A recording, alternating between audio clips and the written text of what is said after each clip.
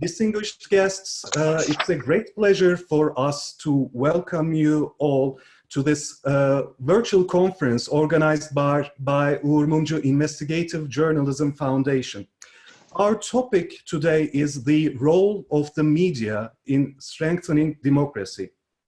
We have distinguished speakers today. We will be hosting them on socially distanced screens because of the COVID-19 pandemic. I am Can Ertuna, and our guests in order of appearance are Professor Yasemin İnceoğlu. She is a professor of communication and media studies, and she is specialized in communication ethics and hate speech. Our second speaker will be Hannah Storm, a journalist specialized in gender-based violence and gender-sensitive reporting. She is currently the director of Ethical Journalism Network. And joining us will be Mr. Evan McAskill as a third speaker. He's an experienced investigative journalist and a former defense and security correspondent for the Guardian newspaper. And we will have Mr. Kadri Gürsel, a journalist and an author.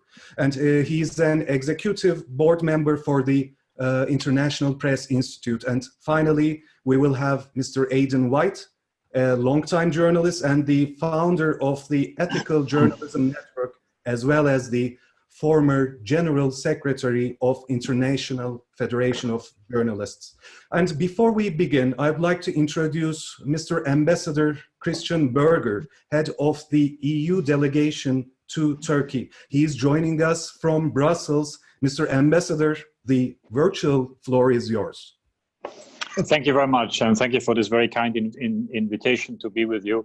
I will be very, very brief because I think it's this is the hour of the journalists. They should really speak in the coming minutes. So let me simply say how important this event is for us, and we are pleased that we could support this, and we are pleased that we could support a broader aspect of promoting freedom of the press, also in connection to the theme that you have today, freedom of the press, media, and democracy. I'm sure you followed the events around World Freedom Day last month, and I think what was very strongly pointed out by the International Journalists Association is that we are going through a number of crisis situation conflicts in the coming decade, where the journalists and journalism will play a pivotal role in upholding democratic principles. And this is ranging from economic crisis, political crisis, the corona crisis is simply one example. And it also may lead to a democratic crisis. And I'm sure you've heard also the calls by the European Commission that this current situation where certain restrictive measures are being taken should ultimately not impact on democracy. And therefore upholding freedom of the press, freedom of the media and expression for us is crucial. It is also crucial because we see there is an essential role for journalism to play in upholding online and offline flow of information, freedom of expression, freedom of the media. This is a key element in democratic societies, a key element also in providing the necessary accountability and transparency. Let me close by saying and going into maybe a couple of aspects of that. One, what we want to do with our projects and our support is to create the necessary enabling framework, legislative framework, regulatory framework for journalists to work.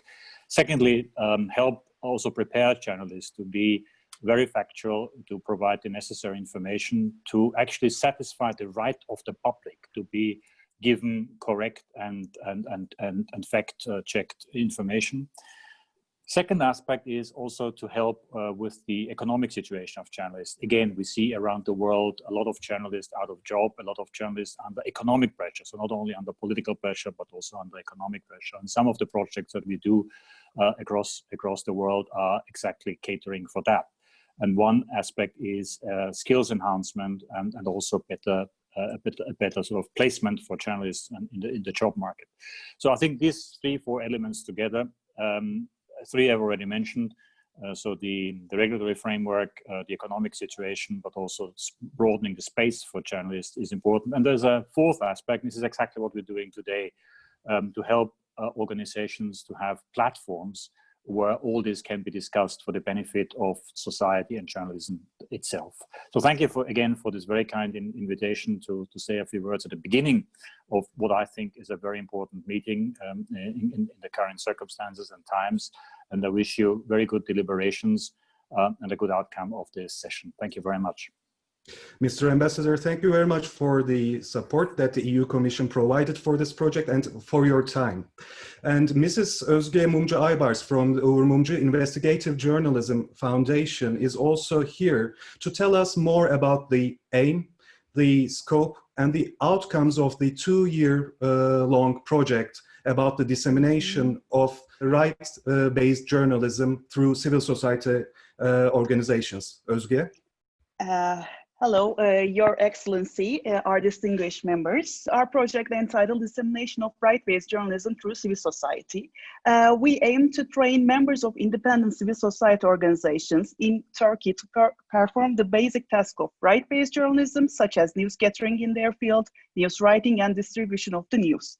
In short, we aim to train citizen journalists so that they can contribute to society's right to access news in an environment where restraints such as censorship and persecution of journalists and media organizations limit mainstream media's roles and duties. Lastly, why we wrote this project is about the situation of media in Turkey.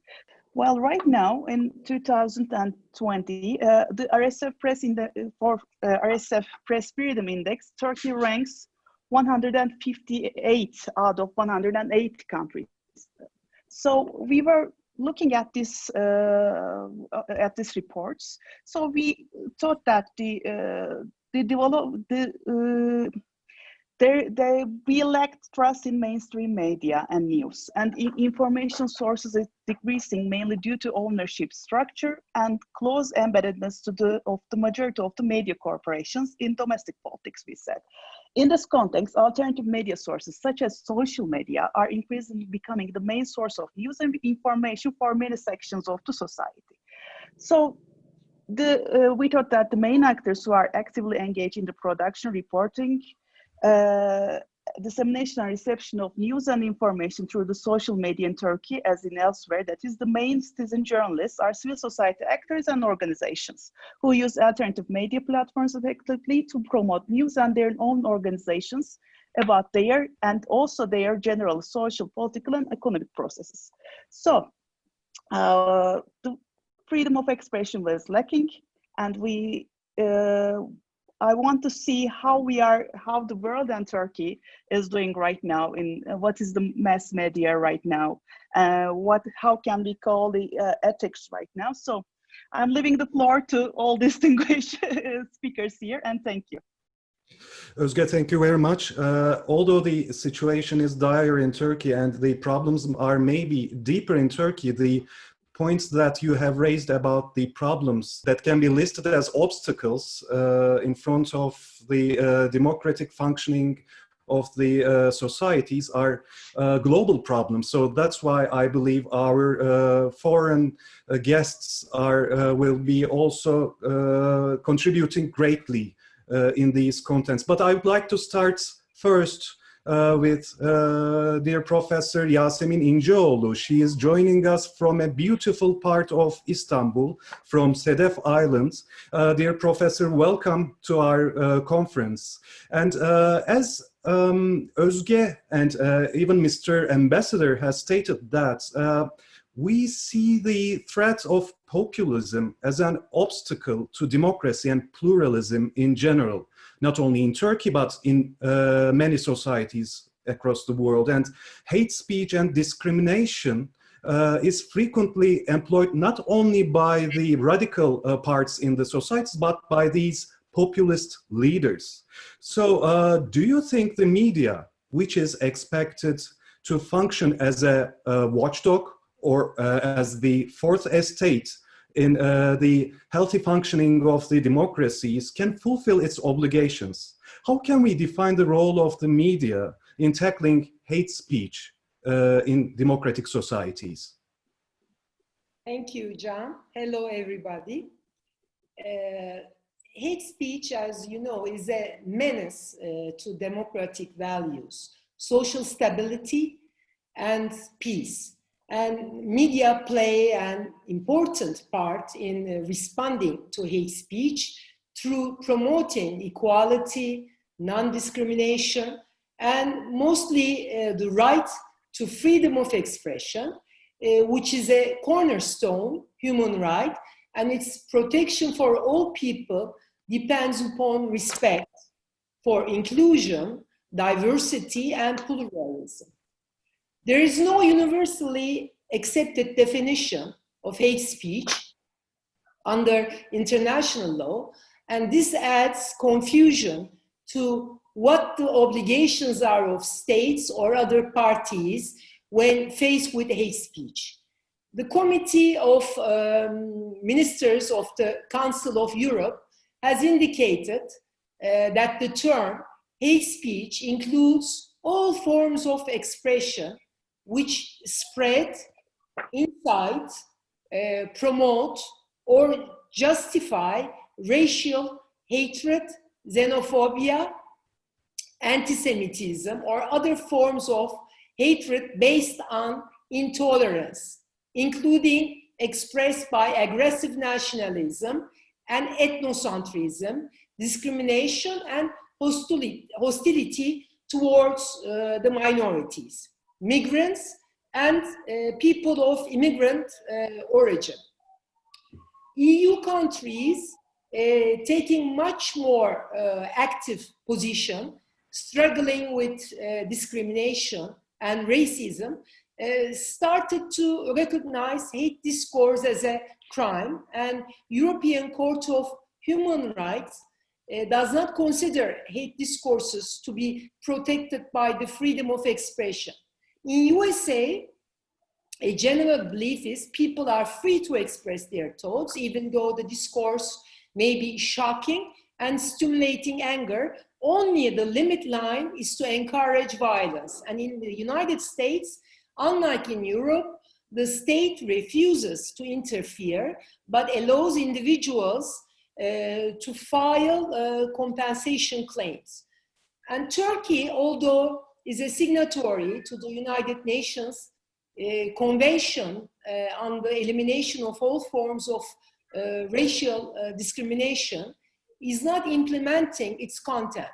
Media, as being an ideological apparatus of the state, may time to time reproduce nationalism, racism, social anger, and hate by internalizing us description of the sovereign ideology, which is defined as we are Turks, Muslims, but preferably Sunni, heterosexuals, conservatives, and so on. In other words, being an Armenian, Kurd, Jew, Greek, Roman, Christian, atheist, or LGBTI individual means you may most probably be a target of hate as being the other of this framing.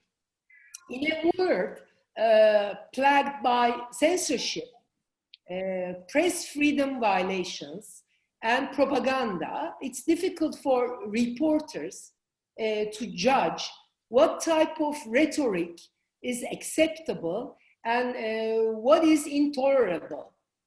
Surely both inciting violence and generating hatred is not acceptable. Here the question is, how can journalists determine what is hate speech? Some organizations and networks such as European Journalism Network have put some measures to help journalists to identify hate speech, to report with the required distance, and to avoid any manipulation. Since Hannah Storm is here with us, I'm sure she'll mention about it, the measures of EJN. So I'm moving on to Article 19 organization's 6-part test quickly, which consists 6 criteria. One is context of the expression, other one is the speaker and the speaker's intention, content of the expression, extent and magnitude of the expression, and likelihood of harm occurring, including its imminence. In Turkey, Hrant Dink Foundation, of which I'm also one of the members of the advisory committee of ASULIS, it's the name of the hate speech lab. There are 4 categories of hateful discourse. One is exaggeration, attribution, distortion. Other one is insult and degradation. Third one is enmity and war discourse. The fourth one is use of inherent identity as an element of hate or humiliation or symbolization. And hate speech is more on the rise in such of polarized climate of politics and media in Turkey. Media maybe are not using hate speech as obvious as in the past in lurid headlines. However, hate speech is included in columns and especially in social media, and therefore the fight against it becomes much more difficult. And due to the characteristics of social media, such as the rapid dissemination, digitality, virtuality, interactivity, hypertextuality, and multimedia formalism, hate speech resulting from prejudice and negative stereotypes does not only lead to the normalization and legitimization of hate, but also triggers digital violence. I would especially like to underline 2 examples of specific groups, the Syrians and LGBTIs, that hate speech is usually directed to. Hate speech toward these 2 groups has already become a permanent fixture of the political rhetoric, but intensified in these critical days of the pandemic. As you all know, Turkey hosts the largest number of refugees in the world, and 3.7 million of them are Syrians. There are plenty of social media platforms that Syrian refugees and asylum seekers are labeled as beggars or terrorists. According to the Media Watch on Hate Speech report of Hrant Dink Foundation, the names of the Syrians are mentioned in tandem with such judicial cases as murder, theft, harassment. They are associated with problems of security and terrorism. They are presented as responsible for the negative economic situation and unemployment. They are labeled as a threat to Turkey's demographic structure and as a source of tension. And also female Syrian refugees are put forward as a menace to the family, the conservative family and society. With the outbreak of the coronavirus, it suddenly became invisible in the mainstream media, this issue. And we didn't hear anything about the problems of their social economic conditions. We know that they lost their jobs. Some were sent from the work by the employers, claiming that they were infected. They had difficulties in finding food and hygiene needs, and their access to health services were restricted. Some opposite initiative taken by some hospitals didn't allow unregistered Syrians to access to emergency services. All were ignored by the media. We can observe the same attitude to the LGBTI individuals. They were associated with, as always, illness, crime, sin, abnormality. We often witness the marginalization, humiliation, and insult of the LGBTI people. We encountered some news covering the statements of the president of religious affairs and TV commentators, including some professors who were targeting and accusing the LGBTI individuals for bringing the disease in Turkey. And hate speech was directed by officials who portrayed the LGBTIs as the culprits rather than victims of the pandemic. Politicians, religious and community leaders, and others in public life have an important responsibility in regard to counter-speaking against hate speech because of their capacity to exercise influence over a wide audience, as we all know. Politicians are supposed to avoid public statements that will lead to controversies and conflicts. They should not use expressions that encourage discrimination, hate, and violence. As we all know, same thing happened when US President used the term Chinese virus. This personified the Chinese who are potential victims of hate crime and equated them with the virus. In other words, it made each Chinese perceived as a potential carrier of the coronavirus. It targeted them, stigmatized them. So it is really useful to remind the approach of this European Court of Human Rights approach I just mentioned just a minute ago. So we all know that journalists often are confronted by hate speech sometime in their profession. The question is, how can journalists report the facts without being used as a mouthpiece to spread incendiary comments and stir up hate and possibly even violence? History has shown that hate speech and stereotyping can have catastrophic consequences, especially when the media pours fuel on the fire. But on the other hand, by not reporting what was said, journalists run the risk of covering up the hateful messages being put out by the people they are reporting on. While reporting, journalists should try to find out the answers to some questions and keep some things in mind. First question could be, do I need to report verbatim exactly what was said? Is the person making all these comments, spreading hate speech, all these statements, attempting to draw attention away from some other problems? Is there an analyst you can ask to interpret the person's intentions for making such comments? Also, adding context to the report is crucial, as many good journalists should do it. If any of the comments claim to be based on facts, the validity must be checked. Sensationalized language must be avoided.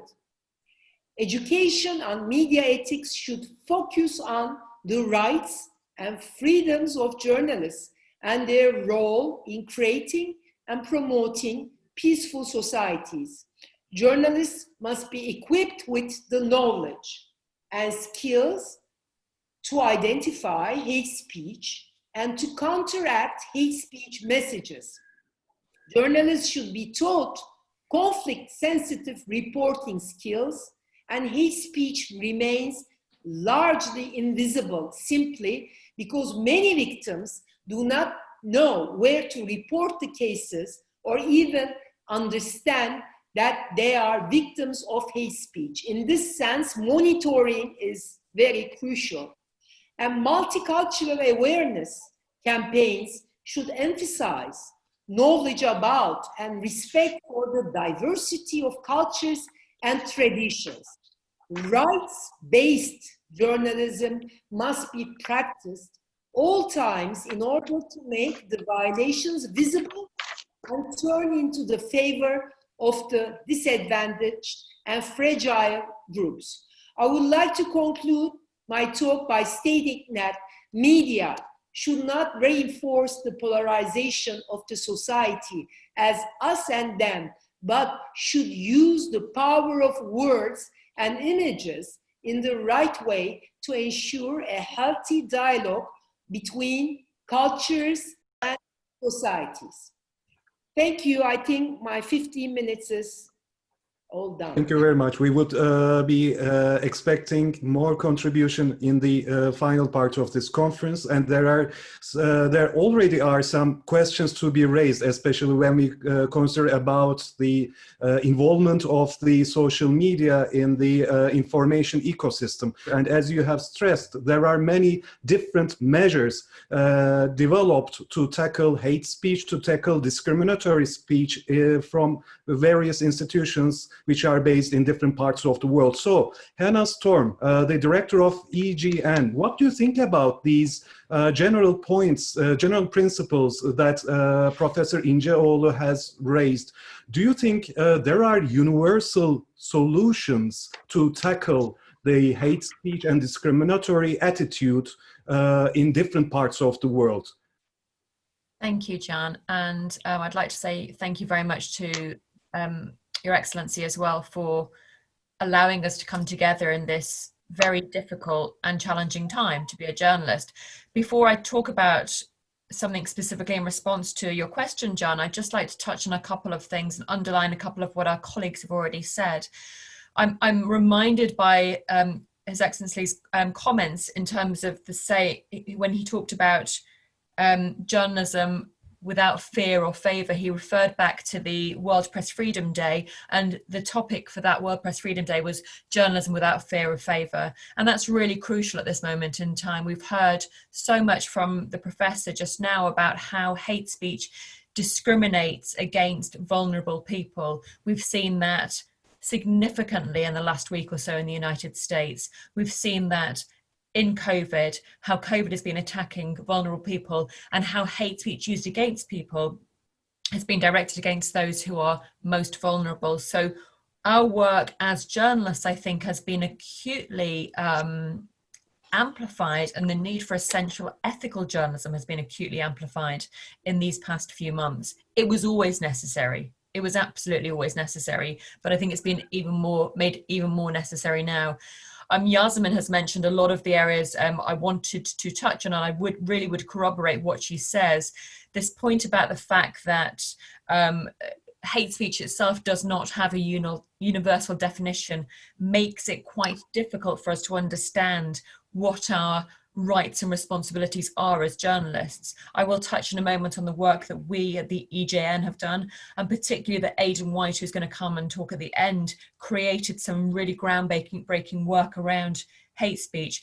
What I would like to say as well is one of the things we find in this kind of use of hate speech, or this reinforcing of freedom of expression, because a lot of the time when people use the phrase freedom of expression, it's actually privileged people who are using it to censor people who don't have privilege. So they're using it, kind of inverting that notion and using that in itself as hate speech. But as I say, for the purposes of this, we're talking about journalists and their responsibilities. So I think initially what we need to talk about is, in any discussion of ethical journalism, is look back to some of the core principles that underpin that universal notion of what ethical journalism is. And at the Ethical Journalism Network, we've considered dozens of codes from around the world, and Aidan did a great deal of work several years ago in boiling down those to 5 key principles.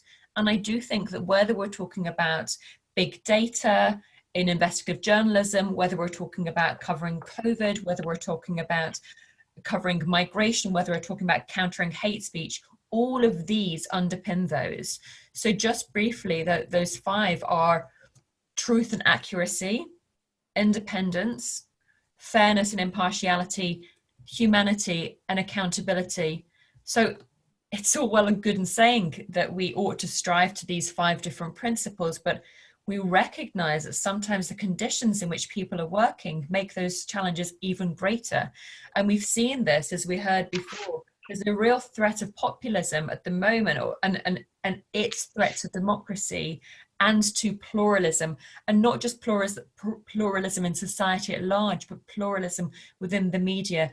When we have this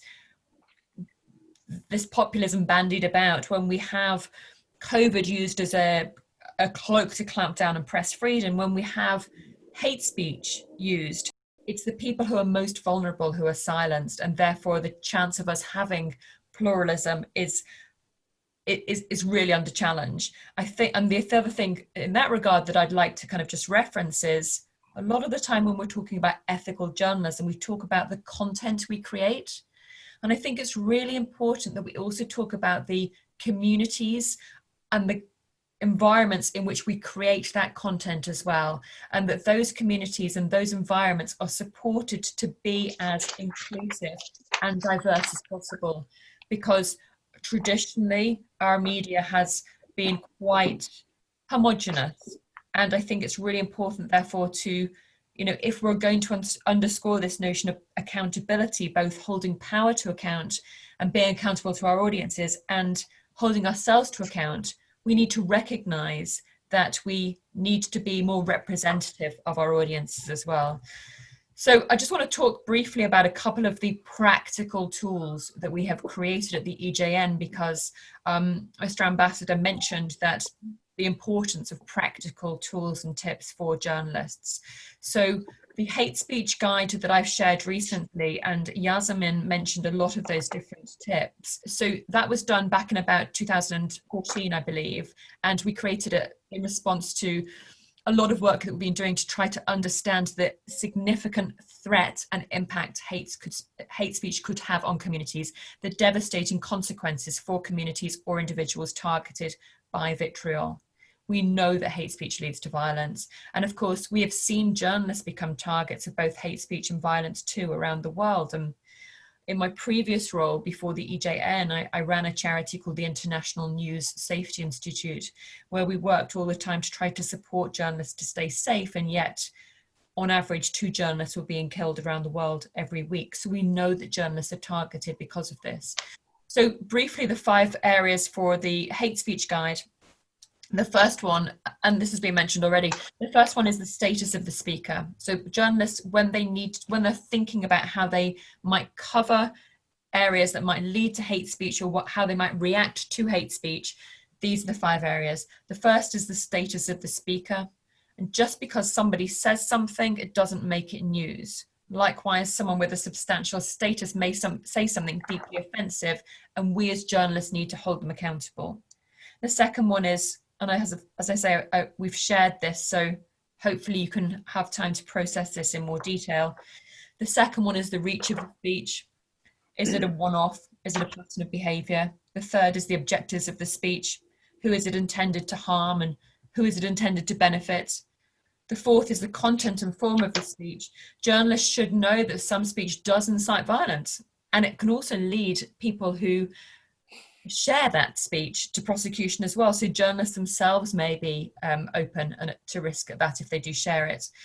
The fifth is the economic and social context. And I think that's really, really important in light of what's been happening in the United States and elsewhere in the world in the last few weeks, just in terms of the vulnerabilities exposed by COVID and the recent protests in the States as well. So the economic and social context, is there a history of conflict or discrimination, and who is that language going to hurt? So we are working on updating those tools in light of the rise in hate speech directed against certain specific groups of people that Yasemin referred to before, and also in line with how media platforms have been weaponized, because I think that's really important to recognize that media platforms have been weaponized, and the spread of disinformation, misinformation, and malinformation has been used to create division and create polarization and to reinforce echo chambers. Just briefly, before my time is out, I want to touch on the infographic that I've shared with you that we developed shortly after COVID-19 became a global pandemic. This isn't just for COVID-19, this is for pandemics in general. But what we recognized was that journalism was, at the same time as facing huge challenges, we're all working remotely now. You know, the journalism industry has been turned on its head.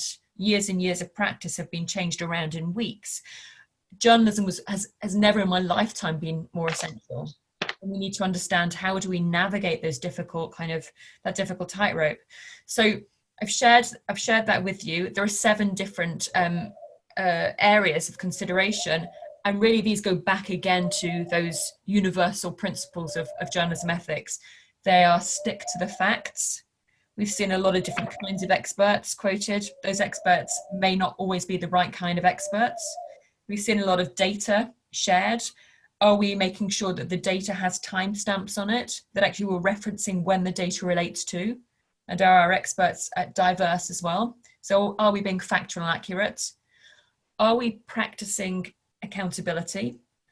Both accountability of holding power to account, because as we've seen and heard, lots of different authoritarian leaders and regimes are using COVID as a mask to clamp down on essential press freedoms, to pass bills and laws, emergency laws that stop journalists doing their jobs. Are we practicing accountability to ourselves and to our audiences, holding ourselves to account, and also liaising with our audiences at what is a difficult time for them when they have less access to information or less, perhaps, understanding of exactly what kind of information they need to keep themselves safe? Are we showing humanity? These are massive numbers we're hearing. In the United Kingdom, where I am at the moment, that we're talking about massive numbers of people who are dying from COVID-19 every single day. And we have a responsibility to people who have been impacted by this to show humanity, particularly difficult when we're working remotely as well. These are human beings we're talking about and not numbers, and human beings from vulnerable communities who are being most impacted. And that's really important to acknowledge as well. Number 4 is checking our use of terminology, the right kind of medical terminology, the right kind of scientific terminology. We've seen a lot of words in the United Kingdom like R0, which is the reproductive rate of COVID-19, lots of words like pandemics, lots of words like infodemic. So are we using the right medical and scientific terminology? Are we challenging hate, which comes back to this notion of hate speech? Yeah, I think it was Yasemin mentioned before that we'd heard the awful phrase, the Wuhan virus. You know, it is not acceptable to racially profile, to use racial profiling and labeling, which creates hatred, which can create violence as well. Are we avoiding social stigmatization and stereotyping and avoiding casting blame? We have colleagues who work across the Middle East and North Africa region, and that's really crucial, particularly in that region as well. Been a lot of work that's been happening in Iraq to try to make sure that the media recognizes its responsibilities in that regard. And finally, I'll finish with this, and this goes back to what I was saying at the beginning about, you know, journalism safety, is that are we practicing a duty of care? This has been really stressful for everybody. The world is very uncertain at the moment. There are a lot of fissures and factions and fractures, and journalism itself is facing challenging times. We have a duty of care to ourselves in order to be able to do our jobs responsibly. We have a duty of care to our communities to not reinforce hatred and to make sure vulnerable people are supported and their voices are heard. And we have a duty of care both physically and emotionally and mentally as well within our newsrooms to protect journalists and support journalists from taking undue risks. I will leave it there because I've been talking a lot, and I promised Jan I'd only speak for 8 minutes, and now I see it's like 12. So hopefully I've covered everything and perhaps a little bit more than you asked. Thank you very much. But I will take from one point that you mentioned during your speech or during your address, and that is the information disorder problems like misinformation, disinformation, malinformation, which have become main obstacles and which have become the culprits for the populist leaders to blame foreign governments, to blame the journalists themselves in the age of big data, in the age of social media and the digitalization of the media. So I would like to continue with Mr. Evan McCaskill. Even the world has become familiar with your name after you published the disclosures by the NSA whistleblower Edward Snowden. And now it's even gets, a bigger phenomenon. We are now living in the era of digital spying, and lots of digital leaks are coming to the tables of the journalists around the world. And sometimes they are coming from anonymous sources. So how should journalists treat these data? And are they new obstacles, or are they the new opportunities for investigative journalism? Because you have been a very experienced one. You have practiced years and years of security and defense journalism in Guardian. And what do you think about the new paths in investigative journalism? Thanks, Ken. I have a strong Scottish accent. I live in London. I've lived in London for decades, and I've lived in Washington and Beijing, but I still have a strong Scottish accent. If you're patient, within a few minutes, your ear will hopefully adjust. I'd like to start by just, expressing a sense of humility in talking to Turkish journalists. I'm sitting in London, and although journalists can be hassled here, we don't face the kind of pressures that journalists in Turkey have come under. I mean, there's nowhere else in Europe that I can think of where journalists have been under as much pressure as they are in Turkey. The fear of losing a job, or actually losing a job, facing prosecution in courts, and ending up in jail. As I said, sitting in London, the amount of hassle we get is minor by comparison to what's happening to you. You asked me to speak about the changes taking place in investigative journalism and the big data leaks. I've done lots of different jobs. I've covered politics and diplomacy. I was based in Washington. I did defense and intelligence. But I've also been part of the Guardian investigation team. So I don't believe that the idea of investigative journalists. I think all journalists should be investigative journalists. So I've done bits of this and bits of that. In 2010, I was part of the team that looked at WikiLeaks. Julian Assange and WikiLeaks gave us the US State Department cables, and that produced lots of stories from all around the world. It was classified. And we see the disturbing development now that Julian Assange is in jail in Britain, facing extradition to the US and possibly the rest of his life in jail for what was an act of journalism. I mean, whether you like Assange or not, what he did is an act of journalism. So this is a dangerous precedent for journalists. To come after Assange, we can come after other investigative journalists. I was also, as you said, I was involved in Snowden. I went to Hong Kong in 2013 with Glenn Greenwald and Laura Poitras. And Snowden gave me tens of thousands of top secret documents. It was one of the biggest leaks in intelligence history. I was also involved in the Panama Papers and the Paradise Papers, looking at offshore tax havens. Now, we learned lots of lessons from that about the need for encrypted communications, need to keep documents secure, the need to work with other organizations, New York Times, Der Spiegel. We learned about, during the Panama Papers, there were 80 news organizations around the world involved. So lots of lessons learned. But the change that's taking place in the last year, and I want to talk about now, is there's a feeling that we've been focused too much on those big data leaks. We want the data leaks. We want people to give us that kind of information.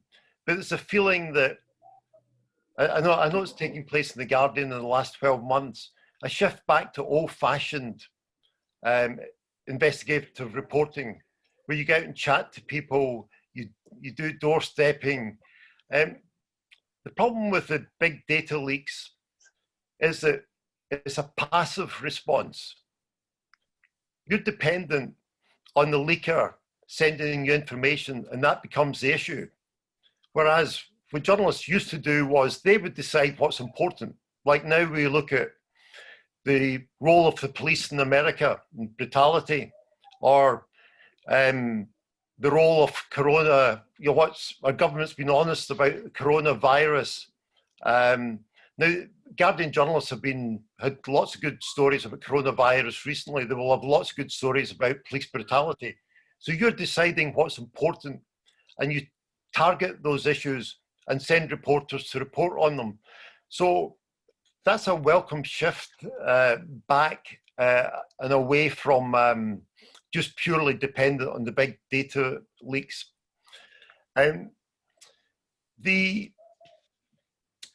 One of the important things is protection of, Snowden wanted from the outset he didn't want anonymity.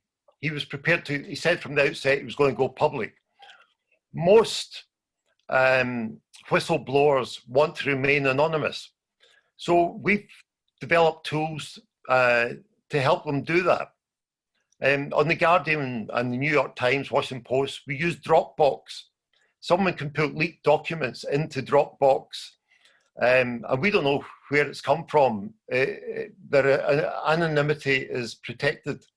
Among the documents that went into Dropbox were the case in Turkey of in 2013 and 2014.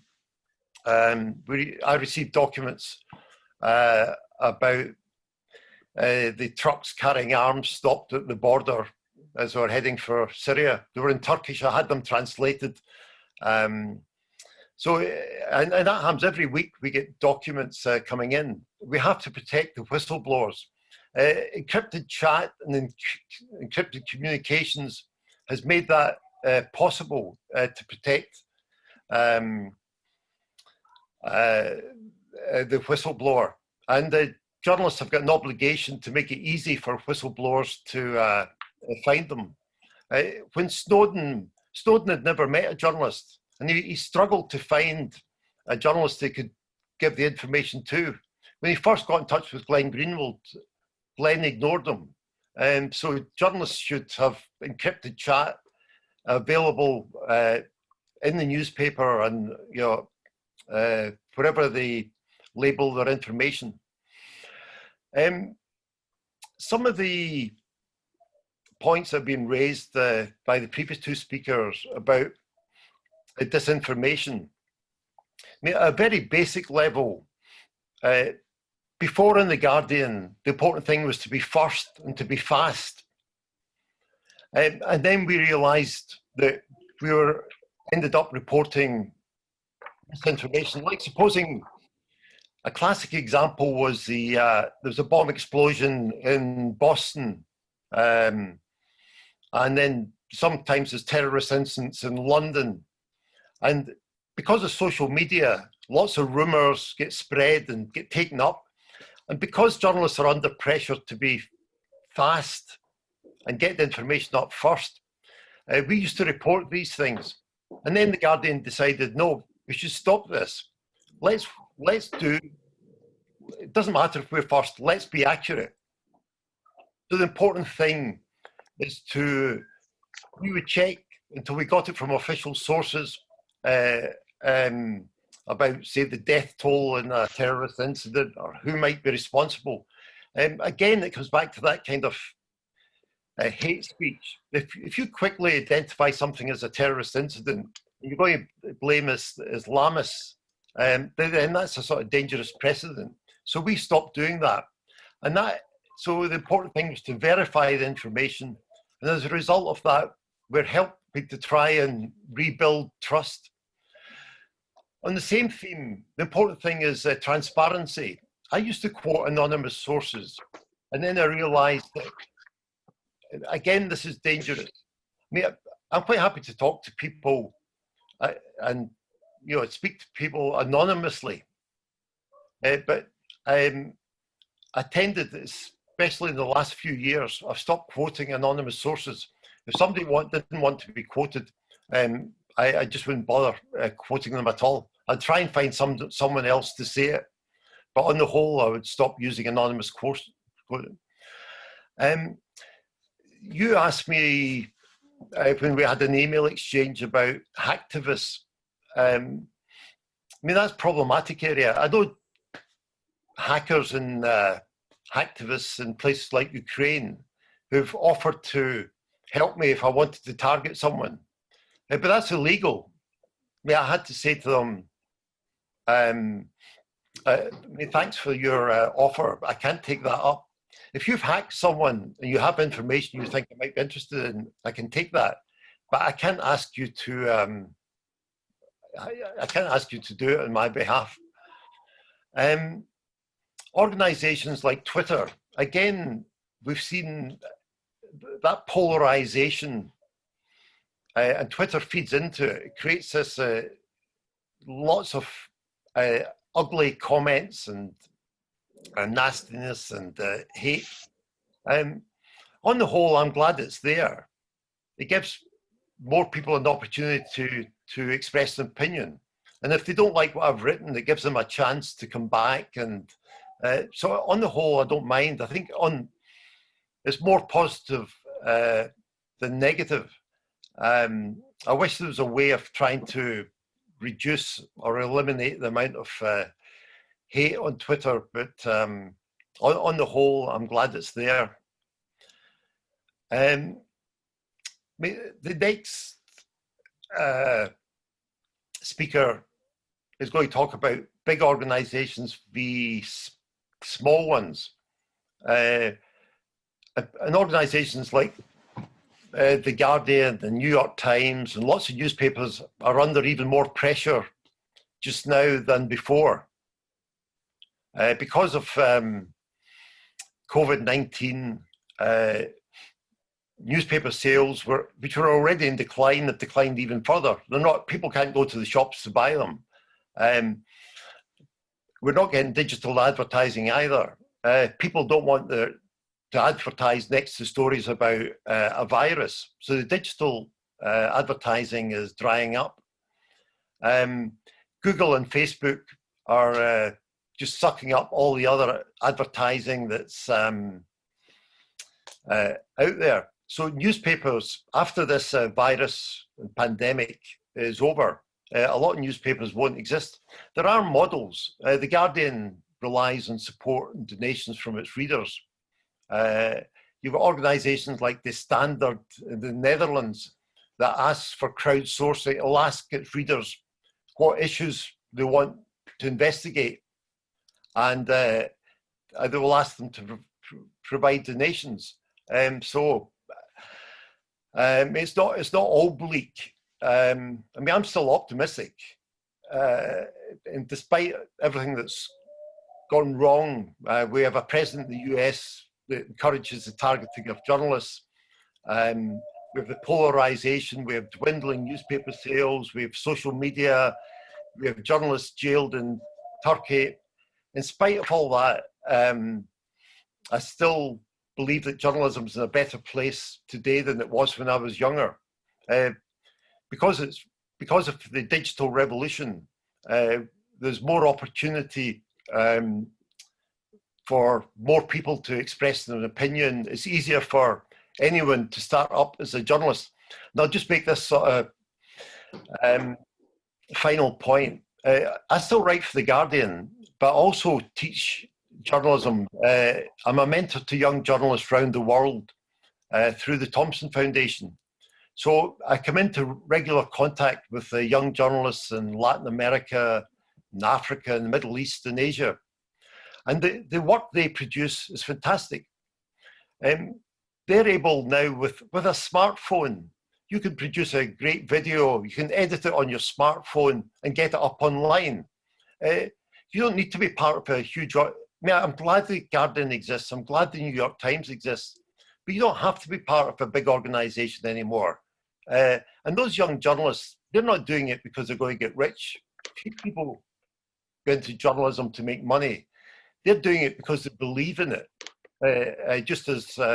And the quality of the work is fantastic. So it's not all doom and gloom. Ivan, thank you very much. First of all, for your words of solidarity. I mean, the Turkish journalism may not be dead, but it's definitely bleeding. We all know that. And you said that the journalists might not need big organizations in this era of new media. And I think it's time to ask Mr. Kadri Gürsel, maybe the journalists do not need to be employed by big media organizations across the world, but does it mean that we, the public, don't need those big mainstream media organizations? And we have been seeing good examples of journalism also in Turkey outside the mainstream media. It's like the journalism is like confined to what you have said, the Twitter or social media platforms, or to digital means. Kadri Gürsel, do we still need a mainstream media in this new media age? What do you think? Thank you, John, for asking me such a provocative question. I know. But before answering to that, I would like to thank to Uğur Mumcu Investigative Journalism Foundation and also to His Excellency for enabling us to get together today. I'm very pleased to be with you. Very pleased to join to this discussion. To buy some time, I sat and started to take some notes, but at the end of it, I finished with an article. So and then I will read it carefully as I speak, to you. But I don't want to cheat you, but I will, and openly and sincerely saying that I'll be reading a text to buy some time, okay? Yeah, so I already said that the question was a provocative and seducing, and I'm very much provoked. So before giving you my very short answer, I will reply with more questions, which can lay the ground logic of the answer.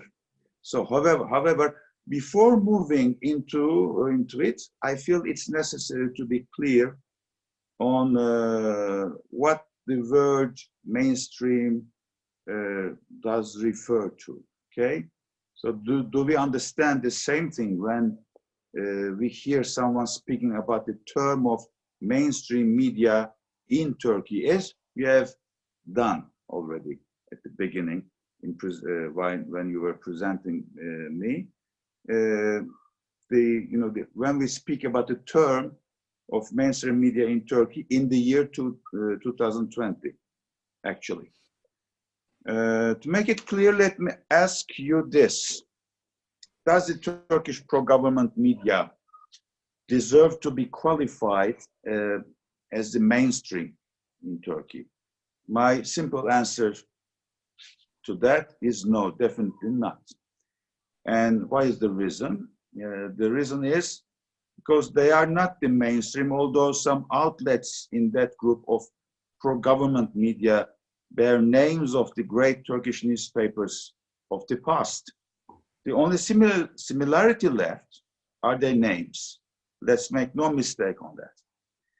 The pro-government media is not the mainstream because it doesn't have a mere concern for objectivity, for accuracy, for impartiality, for pluralism, and the same goes for accountability. The pro-government media doesn't have an observable respect for basic universal principles of journalism either.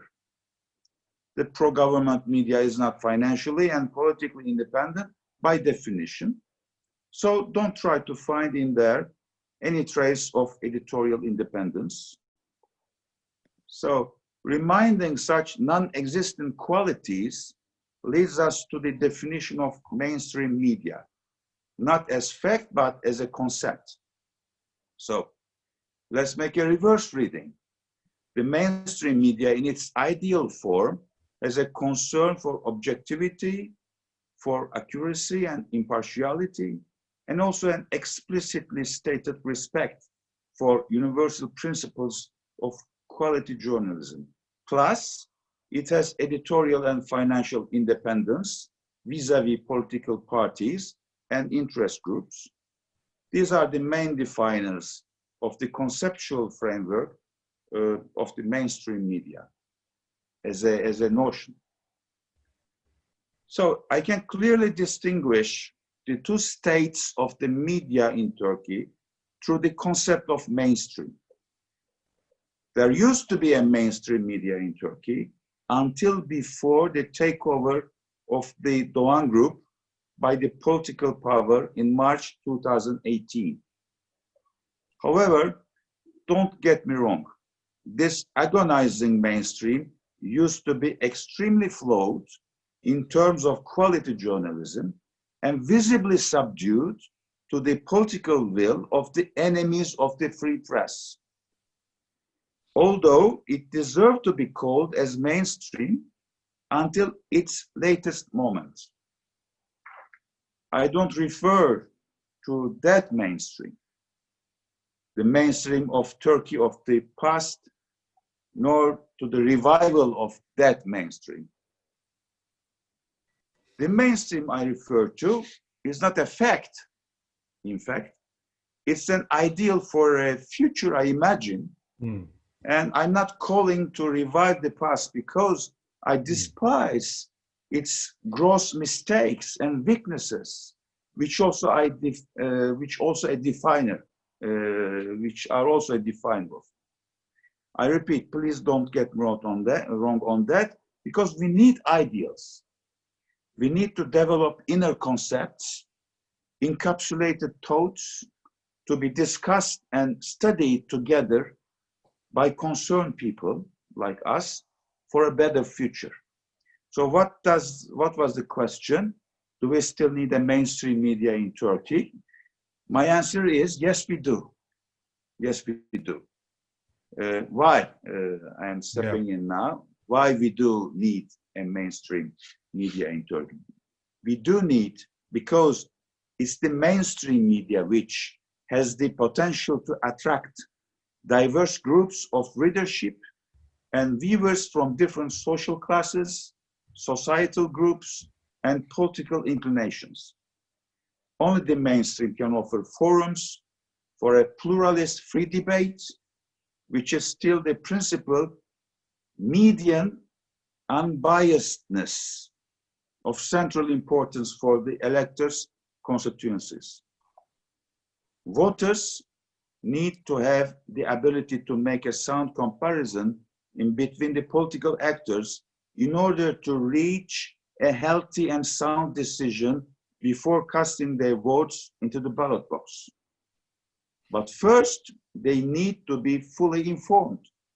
This is how democracies can function, to produce a healthy change, which is the magical instrument, in my view, for preventing the meltdown of systems. The mainstream is the main engine of this function. There is no alternative. I differ from the views of Evan McAskill. Yes, Evan McAskill. And I think it's a healthy debate on the other hand. Actually, the government controls the whole media industry in Turkey, and much of the media outlets to shape the public opinion according to its will and political agenda. So the government controls.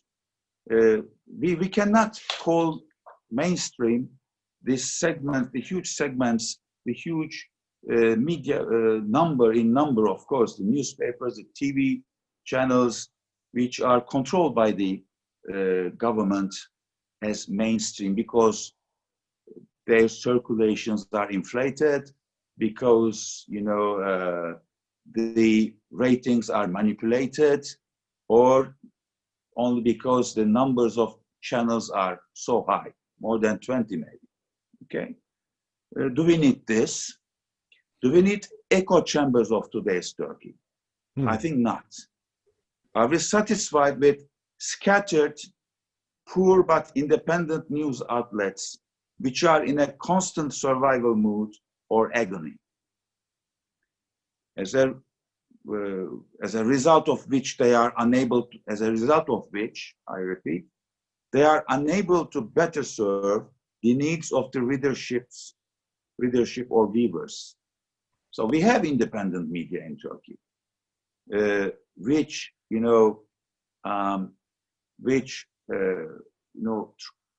thrive or endorse or support the mainstream culture. But this mainstream culture is more or less encapsulated, and it does not reach to the greater audiences. Their reach is very limited for many reasons. For the reason of political pressure, but also for the reason of lacking functioning business models. And I'm not optimistic, in terms of finding a functional or workable business model before we have a political change in Turkey. So these cocoons must be protected, must survive until the time comes. Okay, this is very important. So this abnormality will continue forever, not forever, as long as the abnormality of the political system in Turkey will last. So I continue. So I was saying the same thing, but I will repeat. Under current political circumstances, these scattered, small media outlets found themselves deprived from the ability of developing sustainable business models. Hence, these small outlets are unable to fulfill accordingly the highly costly job called journalism. However, they can be seen, and yes, they are the cocoons of future mainstream of Turkey. I unfortunately repeat what I've said already. They need to be supported in many ways, and the existing ways, we all know what they are. So, one last question. And in there, I again repeat, I'm in sharp contrast with even McAskill. And my words will be harsher in this regard. Do you seriously think that the amorphous, non-institutional thing, because I use the term of think because they are amorphous, called citizen journalism would be an alternative to the mainstream? If yes, if your answer is yes. If you really believe that the time of professional journalists and institutional media outlets is over, and they can be replaced by citizen journalists, then you need to find sincere answers to these questions. How would you trust citizen journalists? Yes, how would you trust them? Simply. Can responsible professionalism be replaced by amateurism? This is another, I think, problematic. What would be the safeguards and control mechanisms to keep citizen journalists' honesty and independence in check? Can there be such institutions? Can they be accountable for their mistakes? Whereas the institutional established mainstream journalism is accountable and has the capacity to form and breed professionals, it can financially sustain them in journalism because, let's be serious on that, because, journalism is a profession, and this profession must be sustainable. This profession cannot be compared with activism, or this profession cannot be tried somewhere else, whereas it disappears somewhere else, some other places. This must be sustainable, that one hopeful journalism hopeful, a young beginner, would have a career plan and would be able to imagine himself or herself in its mid-ages, as a journalist, sustained journalist. So I think that's why mainstream journalism, which is non-existent in Turkey, can financially sustain journalism as a profession. Thus, it represents the continuity as an indispensable part of a thriving democracy. Thank you for your patience. Thank you very much, Kadri Gürsel. I'm sure even McCaskill will be delighted to answer the questions in the discussion section. And I think at this very point, Mr. Aidan White would contribute greatly to this already heated, very fruitful discussion. Aidan, what do you make of these statements in general? I mean, do we still need strong news organizations, especially when the pressure from the social media platforms and all those leaks and all those quote-unquote citizen journalism practices are in play? Do you think we need those strong mainstream media organizations, which are not only mainstream because of their financial structures, but because their so-called journalistic integrity? I've been following you on Twitter, and I know that you are also a strong critic of many of the journalism practices of the UK mainstream media. What do you say? Well, I am. First of all, thanks very much indeed, and it's great to be at the to be the last speaker on such a fantastic and terrific panel. I really enjoyed listening to my friends speaking, and I'm really grateful to Kadri at the end by throwing a little firework into the discussion. So, I mean, that gives us a real opportunity to have a proper discussion. But I mean, I have to say, in very short answer to the question that you posed, do we still need strong news organizations? Absolutely. I mean, I don't have any doubt about that. And so Ewan and Kadri have no disagreement about that. I'm sure that's absolutely clear. Do we need the same organizations as we've had for so long before? I'm not so sure. I think this is where we have to be thinking again. We have to be looking at the way that journalism works, how it's organized, what its structures are, and above all, what its relationship is with its public, with its audience, with its community. And I think the changes that have taken place in the technology and the culture of communications over the last few years have forced journalists to rethink the way that they work and how news and information is put together. I feel that the questions that we need to look at are, first of all, the very simple question. We've got far more sources of information now than we ever have. We've got the audience engaged in the news process. Not only do they give us more stories, they help us develop those stories, and most importantly, of course, they distribute the stories that we do. So the audience is no longer just an inert group that we throw information at, but actually it's an active participant.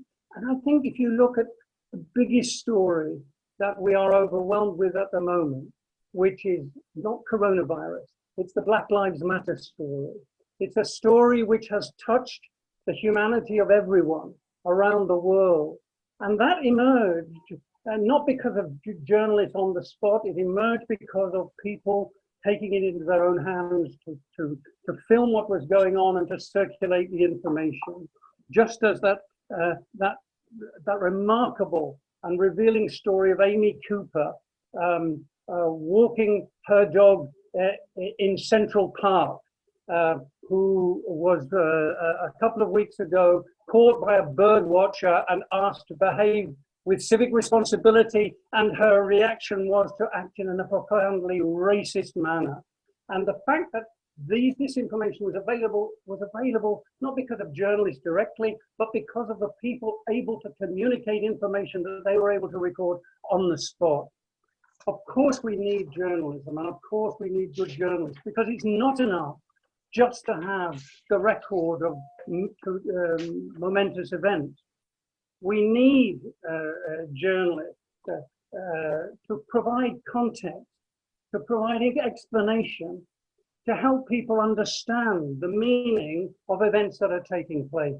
Without that background, without that informed way of telling stories, people are not going to be able to understand the complexity of events. And this is why I'm so grateful to Hannah for her focus on the core values of communication and information. And these are our core values. And if you look at them, fact-based communication, independent, humanity in the way that we communicate with one another, transparency and by revealing who we are and what we do. These aren't just core values for journalists. They should be core values for everyone who's involved in the public information space. So that idea of raising the importance of building a culture of communication which is respectful, which is pluralist, which is safe, it seems to me to be fundamental. And this is the way in which I think we can use this as a basis for the creation of a very new contract between journalists and news media and the audience that they serve.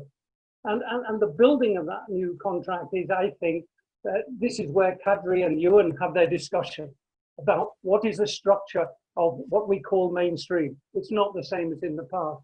I was very grateful for Ewan to be able to sort of focus attention on the idea that we can no longer, as we have done over the past 5 or 6 years, there's so much talk about technology, the wonders of artificial intelligence, data mining, and so on. There's been so much talk about, doesn't all of this mean the end of journalism, the end of the human hand in the information process? Well, actually, that's not true. Not true at all. And Ewan is right, and I really welcome this sort of indication that back to basics means a notebook and a pen and pencil. It means face-to-face communication with people. It means engaging with your audience and finding out, asking questions and getting answers to difficult questions. And that's one of the reasons why I share Ewan's optimism for the future. I'm fantastically optimistic for the future. Even though as we look around, and Yasmin is absolutely right to focus on the problem of hate speech and so on. And there's no doubt at all that that's a massive problem and will remain so. But the fact of the matter is, Yasmin, as you rightly know, it's not just a matter of saying we don't have the onward transmission of hatred or hate speech. How do you report the speech of elected heads of state who use their power to be able to say, I have the right to communicate to my people, the people who elected me, and I have the right to say what the hell I want. And that is actually a challenge for journalists. So it's not so easy to say that we draw a curtain over it, that we blank that out. So we have to find a new way of being able to confront the abusive nature of communications and so on. And it's a big argument. Today we have a big argument, for example, between Twitter and Facebook about how do the big tech companies deal with the hate speech of Donald Trump. Twitter are very clear. They say we should have a health warning to tell our audience and to tell our users, be careful with this speech. Facebook say nothing. Mr. Zuckerberg has announced in the last 48 hours that they're going to look at it again. Well, actually, these are weasel words from Zuckerberg and Facebook, because they are failing to address what is a major problem. And that major problem is the use of power, the abusive use of political power to communicate information which is unsafe and potentially abusive for the community at large. And journalists and media have to find a way of intervening in that process to try to protect our people and our audience from information which is actually potentially going to do them damage. So my view is that, as you can hear, journalism still has a vital role to play. But the question is, how will we do that? What sort of journalism are we talking about? And Kadri's been very good in sort of spelling out the the challenges that are facing what is called the traditional mainstream media. And that's absolutely right. And he's also right to point out that in Turkey, which I've always admired, and it is such a, and I share with you, and I mean, it's wonderful to be talking to Turkish colleagues again, because one is always on a visit to Turkey, wherever it is, when you're dealing with journalists, you cannot but be inspired by the continuing dogged determination of journalists and people who believe in human rights in Turkey to continue, no matter what, no matter how difficult things are. So I very much share that. But I think there is a real sense that because we have a certain dominant political influence, which is threatening our information space, that does not mean that we surrender the right to speak out, to be independent, and so on. So there are independent voices, and those independent voices have to be nourished and so on. For example, in Turkey, you have the Coalition for Ethical Journalism, which brings together all sorts of groups, the unions and the associations, the human rights groups, the educators, and so on, into a really quite a substantial community of voices that actually are determined to promote democracy and to promote pluralism and so on. And even within mainstream media, Akademi will accept that there are journalists who bite their tongue today, but given the opportunity tomorrow, they will actually take up once again the sort of the professionalism that is vital for the future. There are all sorts of practical reasons why that doesn't happen today. But I was very cheered on World Press Freedom Day this year when I read the statement from the Press Council of Turkey on World Press Freedom Day. It was as strong and as powerful a condemnation of the state and the political oppression of media as I was able to read from any other international organization talking about press freedom and Turkey.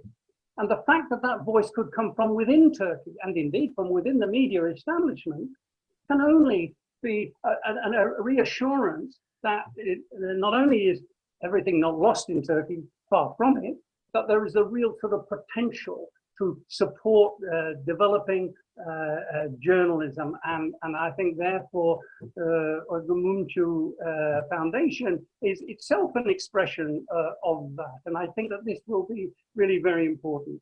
And finally, I just want to say a couple of words about what we can do and what we should be doing. I'm grateful for Hannah and her emphasis on community. I think this identification of communities and our need to serve them is really important. And it's not about sort of just serving individual ghettos of different groups of people with different sort of points of view. It's about recognizing that actually people are yearning for information that they can trust. People are confused and very often they are led in the wrong directions and they're unaware of how to get information which is reliable. I think that one of the things we have to do is to look at where is information most needed, where is the information vacuum today. I don't think it is in national news information or international news and information. All of us here can go onto the internet and get all of the information we need to get about what's happening in the world around us. And actually, that's a good thing. Very often though, what's really difficult to get is access to the very local information about what's going on in our lives. What's going on in our communities? What are the local councils doing? What are the local courts doing? What are the, how is local power being expressed? Because one of the things we have lost over the last few years is local journalism.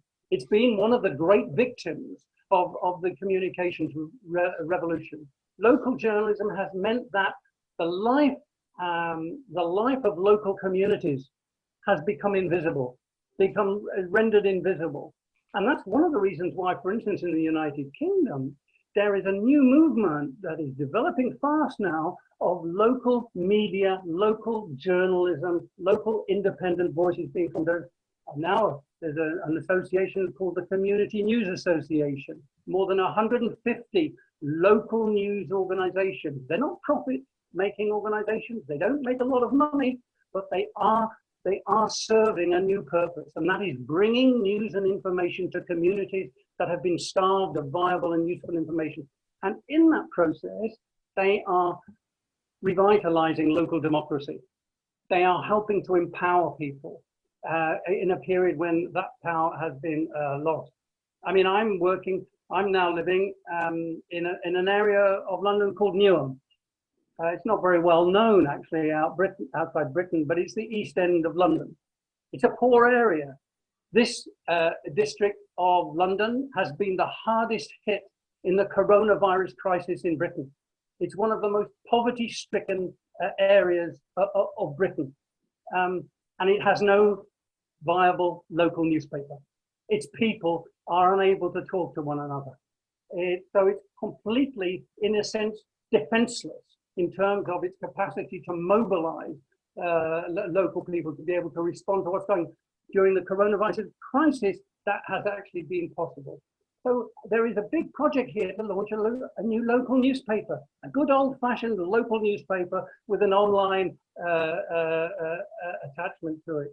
And there are lots of developments like this. So my final words are very clear. Yes, I think there is a place for professional journalism.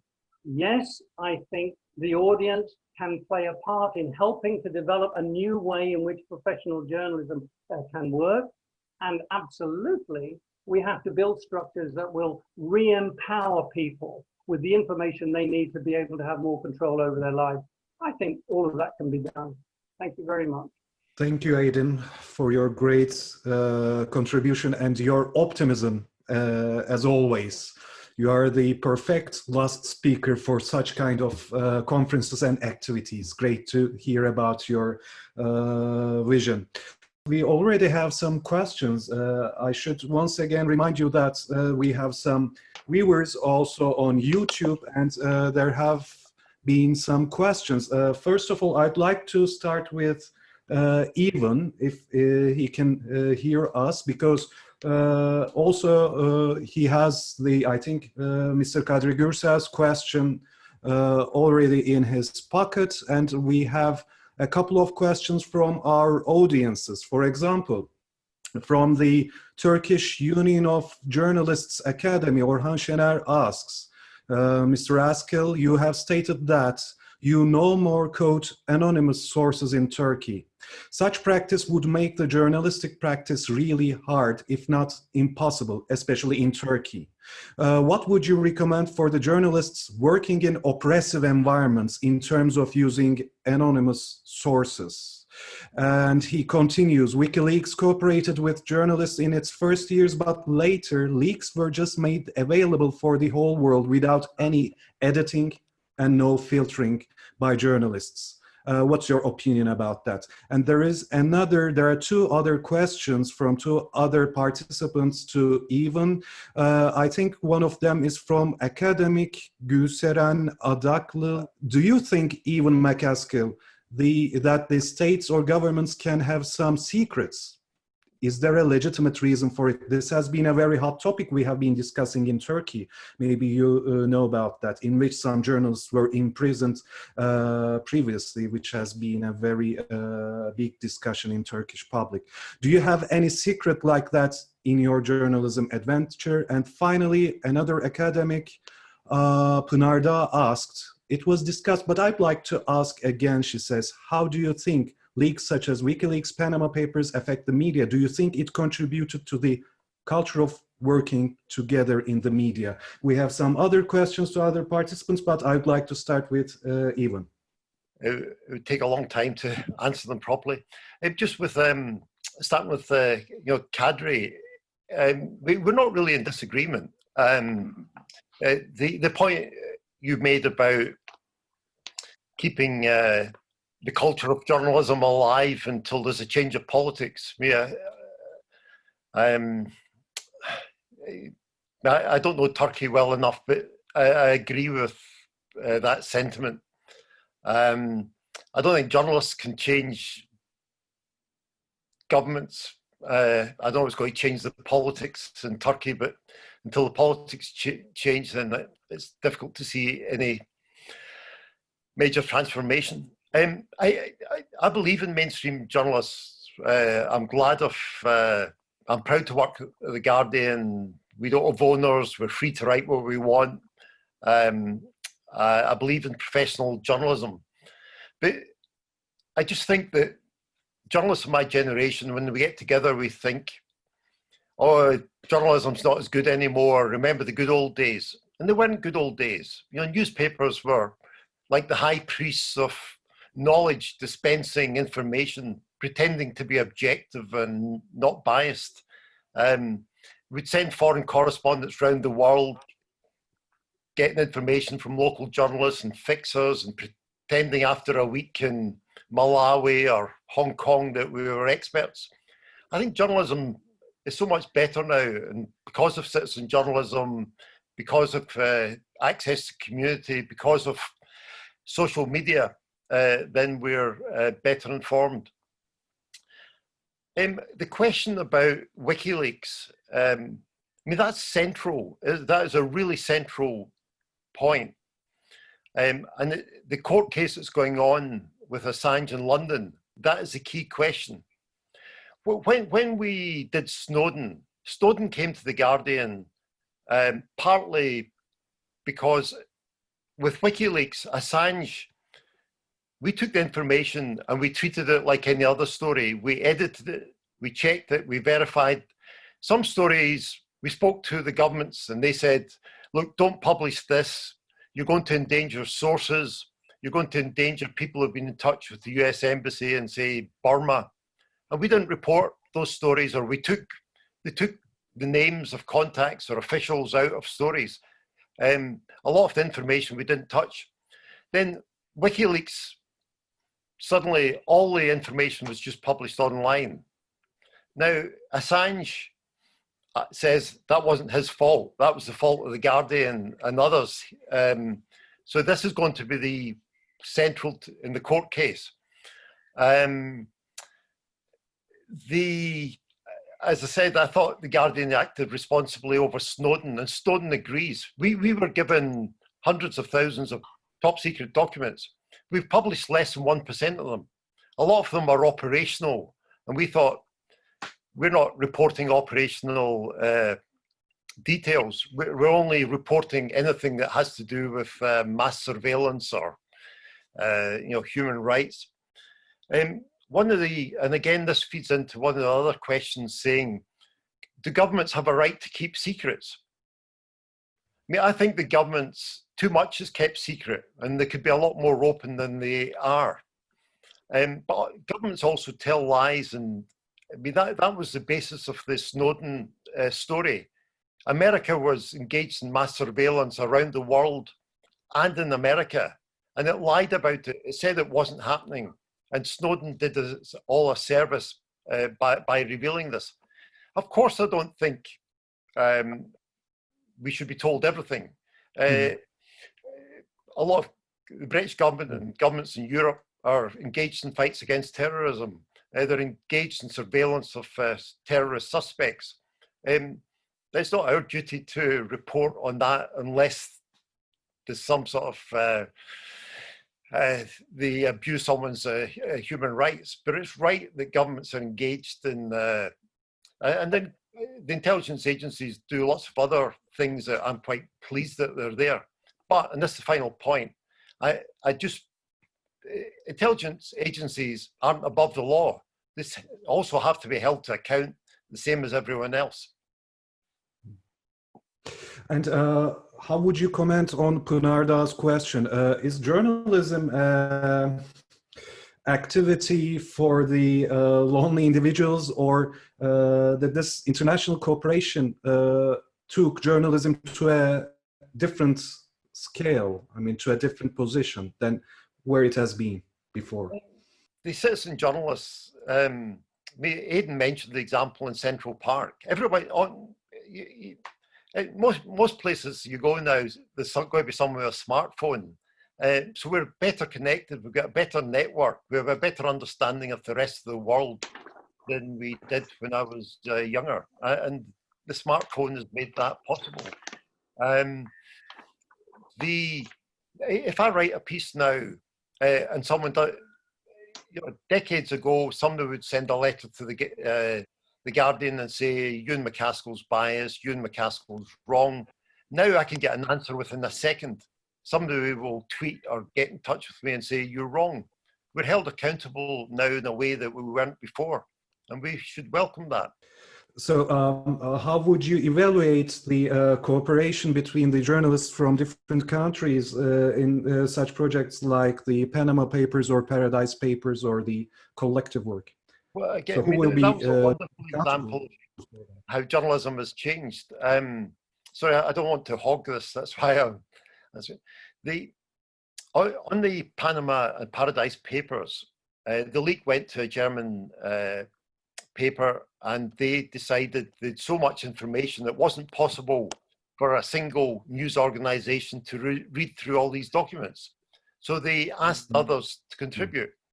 And then they thought, well, the Guardian's not very strong on Russia. We need to get Russian journalists involved to investigate allegations of corruption. We're not very good on, say, Malta, and we got Daphne was involved in those. And in the end, we ended up with 80 news organizations around the world reading all these documents. And we had our own online chat. People say, have you seen this? Or I hear you're working on this. I've read this document. And that level of, if you're dealing with, in the age of globalization, and you're having to tackle big business, big state, journalists have to cooperate. And it was a wonderful, and just a final point on that. When Daphne was killed in Malta, those journalists thought, maybe we don't do enough about all the assassinations and killings of journalists in Mexico and the rest. But in this case, the journalists involved went to Malta, and the stories that she'd been working on, they thought, we're going to carry on those investigations. And we're also going to work to try and find out who was responsible for her death. Thank you very much. And at this point, a question by Tülay Savlı. I think I can pose this question to our Turkish guests, Mrs. Professor Yasemin İnceoğlu and Kadri Gürsel. Although it seems that the question is asked in general, but I think our Turkish participants would comment with their own experiences. Ms. Savlı asks, are the journalists worldwide engaging enough in the actions to protect the right of free speech of the journalists in the authoritarian states? I mean, as an academic of communication studies and who has been involved in international solidarities and international working groups, I don't know if Yasemin İnceoğlu would like to comment on that, and I would also like to hear about Mr. Kadri Gürsel, if he feels such support and if he can evaluate how the international community tackles the problematic issues in Turkey. Well, of course, the support is not enough, especially in Turkey. I mean, if you want me to share my experiences with you, not only the journalists, but also the academician side, unfortunately, yes, they have fear. You can understand that to a certain degree, but especially the journalists, why are there for? What is the reason to work as a journalist? Why is media called the fourth estate? Or in the liberal democracy and the libertarian theory, it is called the watchdog of the state. So if you are going to do your profession, you have to do it the right way. But of course, there's a lot of pressures, a lot of censorship, voluntary self-censorship. You can go into prison, etc. We all know that, because I also am one of the academicians who signed the petition for peace. And then we saw what happened to all of us. But I think we need much more solidarity. which we don't have. We lack that very much, unfortunately, in Turkey. Mm-hmm. And I don't want to talk about media ethics, how the conduct codes of the journalists, their rights, and also at the same time, they have responsibilities. I think they ignore them sometimes. That's for us. And I don't know if Mr. Gürsel would like to comment on this, but also, Mr. Gürsel, I would also like to add Menekşe Tokyay's question. I think it would be relevant also.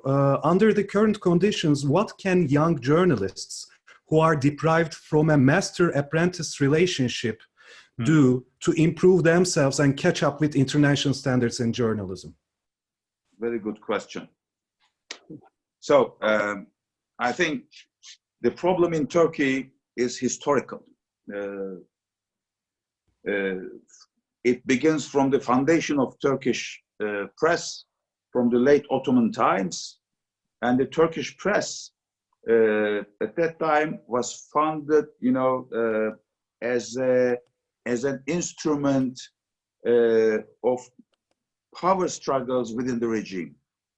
So the readership is a wrong historical perception, or call it stereotype, has always perceived the journalist in Turkey as a politician using the instrument,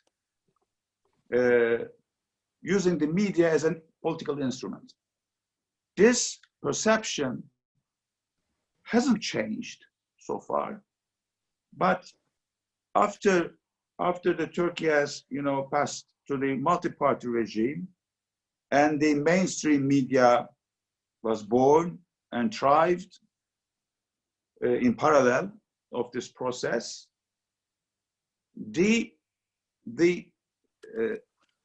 I would say, I will use the term of doctrine in this regard. The doctrinal formation of Turkish journalists did lack, okay? The journalist as a professional has always more or less lacked this self-awareness. So he or she as a person could have always been in trouble to define what kind of a profession he or she was doing, okay? Journalism is not selling popcorn in the street, okay? So journalism requires dedication, self-awareness. Journalism has an ideology. And this is the ideology of democracy. Journalist has to, in the first place, has to internalize the core values of classical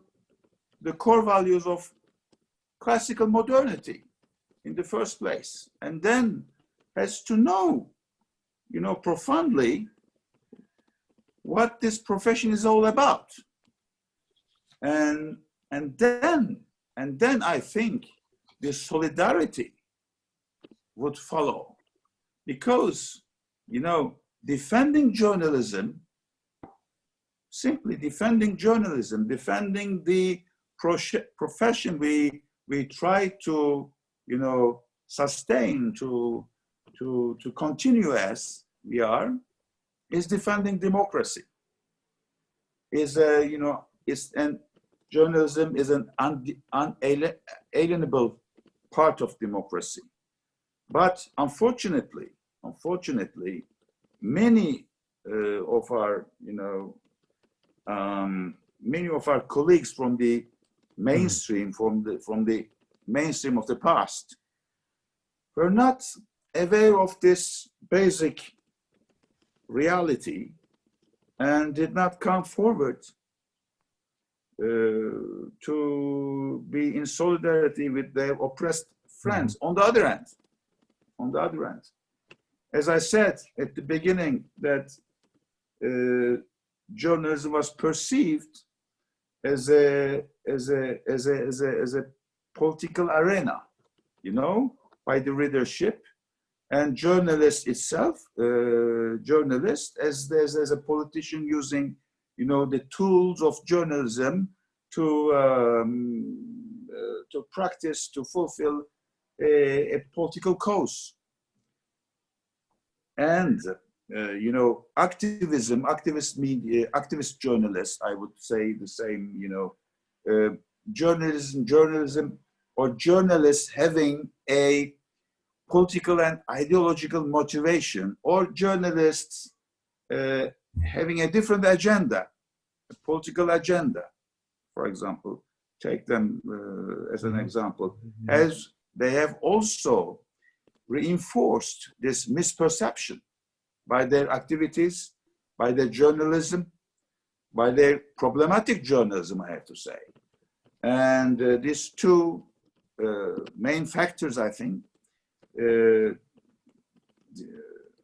did not create a good, you know, workable outcome for a better solidarity. But on the one last thing I have to add to this, I am very satisfied and very, you know, grateful to the international solidarity.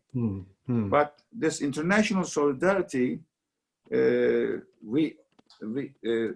has been thanks to the awareness, self-awareness of journalists, you know, and I see there the pure defense of journalism. And when we come into Turkey, and for example, when we look at, when we search for an independent media outlets, etc., when we, for example, I don't want to mention names, but we have to admit that many of them are not independent politically. Okay, they are independent from the political power, from the government, but they are not independent politically either. So going back to the question of Menekşe Tokyay, to answer that, I think yes, it's still the classic value or classic engine of journalism, you know, master and apprentice relationship. And I think at the age of the fourth industrial revolution, this won't change. So I think artificial intelligence will not teach apprentice how to be a good journalist. Journalism will remain as one of the most human professions. I think the fourth industrial revolution will not dehumanize journalism. So beginning from there, this was a very serious, very tragic coup against Turkish journalism, the end of the mainstream. I refer to the end of the mainstream as we know it. However problematic, hundreds of good journalists, you know, formed in this old problematic, flawed mainstream. There were good journalists, but working for bad newspapers, I have to say. So the number of good journalists was not enough to make journalism better in Turkey because of political, economic reasons and because of the, you know, ownership and the ownership, you know, politics and ownership relationship, etc. Okay, but this only recommendation from me can be for those who want to be a journalist, still want to be a journalist, or for those who believe in the future of Turkey, they have to knock the doors of foreign media outlets and you know, push it through to become an apprentice there. I think the only way to form, to know what journalism is to start in foreign news outlets, international news outlets. This is what we have in our hands. Yeah. And also, yeah, Yeah, and I think one last sentence. The independent news media outlets, still existing media outlets, there are very few, but I doubt whether they are a good school for journalism because the lack of capacity in there. Many aspects of capacity do lack there, and the wages are very, very, very low. Mm-hmm, mm-hmm. Thank you very much for your great contribution. And there is a question from Pekincheon Uyan. I think this would go both to Hannah Storm and Aidan White. Is there any platform that rates the journalists, organizations, or media in terms of quality, ethics, and impact factor? I think I might expand this question as such. I mean, do we need international organizations such as EGN or different organizations just as, passive spectators, or should they actively involve their performance in the field in applying such kind of a rating procedure? I mean, especially when we think about the last intervention, so-called, of the Twitter to the which is supposed to be just a platform for people to tell about their ideas. They have just in a way limited the US presidents, not only the presidents, but also the White House's comments and White House's tweets. I mean, would this be a challenge for international ethical journalism institutions also? Would this define a new path? Aidan, do you want to go first? Okay. Look, I feel it's very difficult, and Hannah will speak for the EJN, but my view about what the notion of the EJN when it started was that we didn't see ourselves as a police force, and we didn't see ourselves as putting in judgment the work of journalists. What we saw ourselves as essentially an educational body raising awareness of the importance in modern times of information which is not just viable and accessible, but actually of value and based upon some moral principles. And we stand by that. There is a lot of discussion now, quite rightly, at national level about how to control the question of content when it is abusive in the public information landscape. And a lot of that is falling on the question of how do we regulate the tech companies. I've just answered a question that Orhan put, in which I said I think that the tech companies themselves are very slowly being dragged into the recognition that they are publishers, as well as being the pipelines through which information is delivered, and they have a responsibility to deal with that. And I see the public argument between Twitter and Facebook over how to treat the hate speech of Donald Trump, I think is a very good example about how complex that argument is. But I think we have to allow it to be an argument that is debated and discussed, and as far as possible resolved by a common consensus-based commitment to public service values.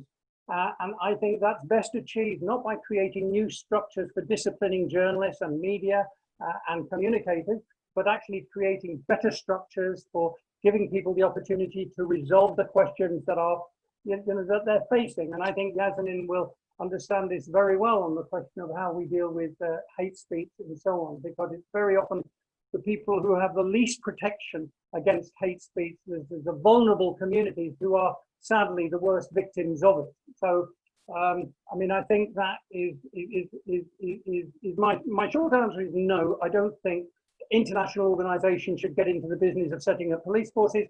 And I'm not even sure we should be getting too engaged in that at national level and leave it to the local organisation. I would agree with what Aidan said, to the extent that also what we need, I think, more in many ways is solidarity, amplification of efforts that are really taking place. What Aidan has said in terms of, ethics is often not binary. It's not often not easy to pin down exactly how somebody should behave. There are lots of different codes of conduct. We have managed to whittle them down probably to these 5 different core principles. I would point you towards, however, the Journalism Trust Initiative, which is being managed by Reporters Sans Frontières, which is trying to navigate a way of kind of a kite mark. They don't like the term kite mark, but a kind of understanding of what ethical media looks like in this landscape. Also corroborate what Aidan said before about the local community news networks which are springing up. I have been working with the Public Interest News Foundation on a selection panel to support local community news, which is really, really important. And I think by building out these networks and amplifying good practice, we can become much more effective together. We can be much more effective by working in support of our colleagues in places like Turkey, where you are dealing with, as our colleagues have said, immense challenges.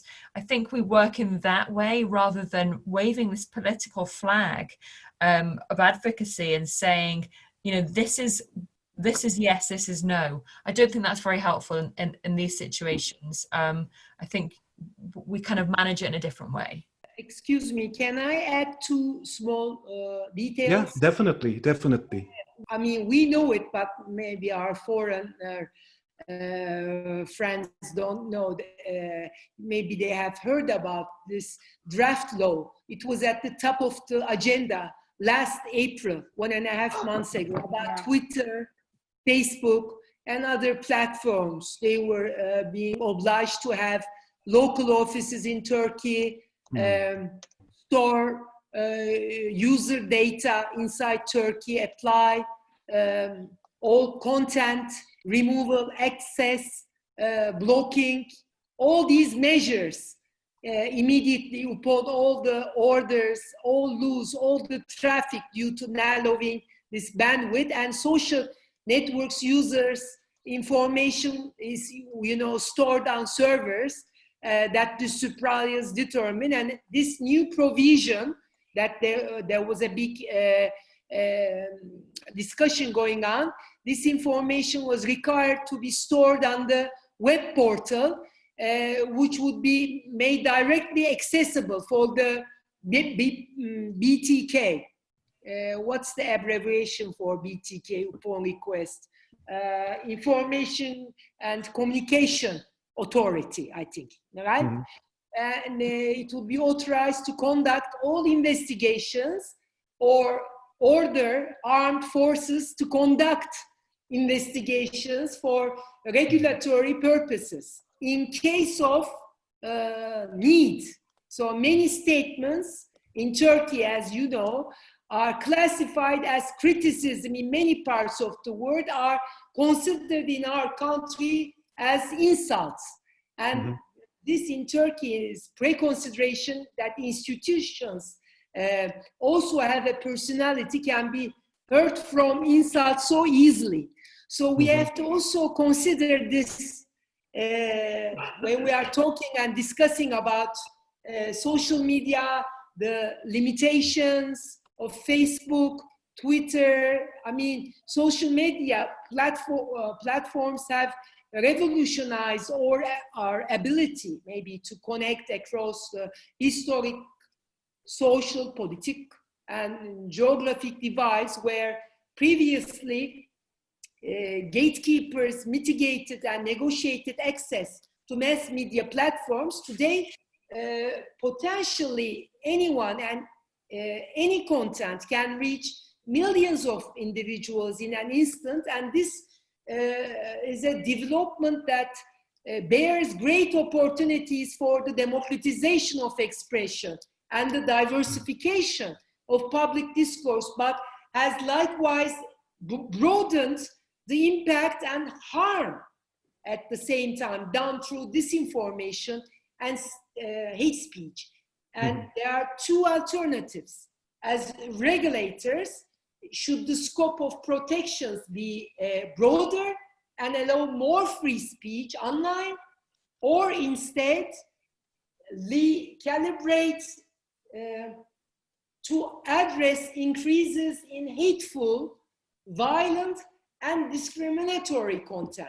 More generally, how can human rights law be asserted and enforced in an online environment where these corporations like Facebook, Twitter seem to hold all the cards.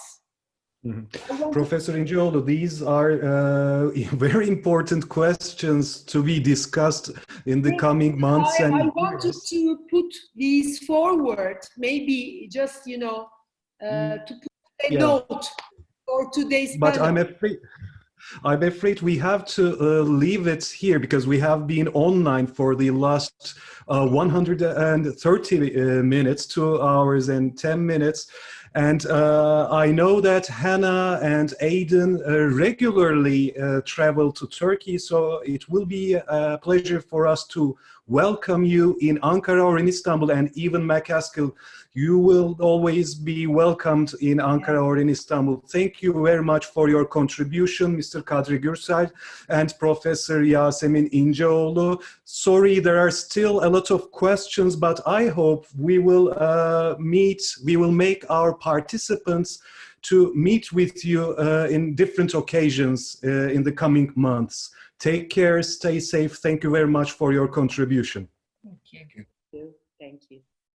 Thank you.